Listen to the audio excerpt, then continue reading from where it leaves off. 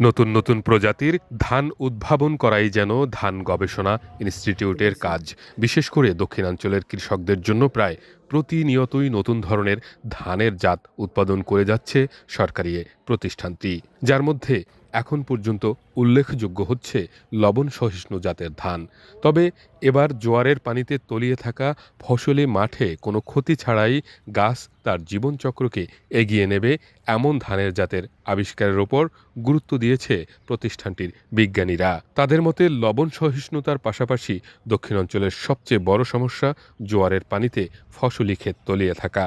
ফসলি ক্ষেত তলিয়ে গেলে পানিতে ধান গাছগুলো ক্ষতিগ্রস্ত হয়, ফলে স্বাভাবিক উৎপাদনও ব্যাহত হয়। এ কারণে ধান গবেষণা ইনস্টিটিউট বরিশালে নতুন গবেষণা চলমান রয়েছে, যেখানে উচ্চ ফলনশীল ধান গাছে বরিশালের স্থানীয় জাতের ধান গাছের জিনের মিশ্রণ ঘটিয়ে নতুন জাত আবিষ্কারের চেষ্টা চলছে।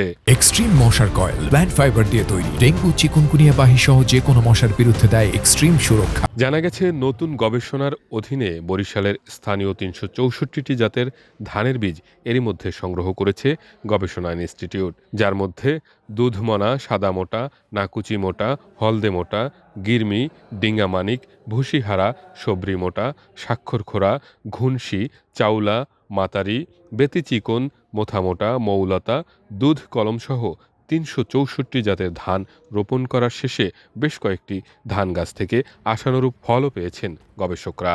গবেষকদের মতে দুধমনাসহ বেশ কয়েকটি স্থানীয় জাতের ধান গাছ জোয়ারের পানিতে ফসলি খেতে তলিয়ে থাকলেও স্বাভাবিক জীবনযাপন করে থাকে, আর এ গাছগুলো উচ্চতায় বেশ লম্বা হয়।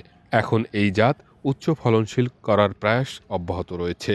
উচ্চ ফলনশীল হবে, জোয়ারের পানিতেও টিকে থাকবে।